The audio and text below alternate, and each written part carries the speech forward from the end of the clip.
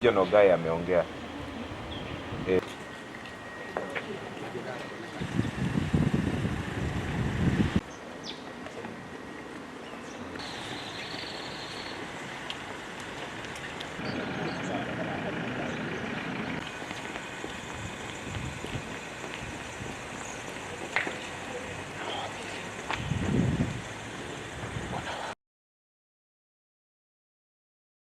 So the complainant came and gave us this information.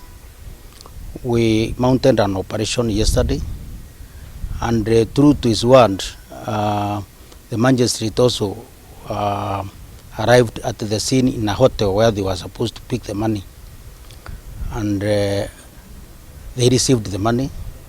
Our people were ready, and they arrested them, charged them, and got the money from them.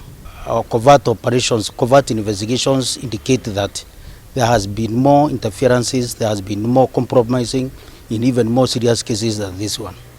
So when we put our pieces together, we may establish a prima facie case also on those other instances where they have interfered with justice.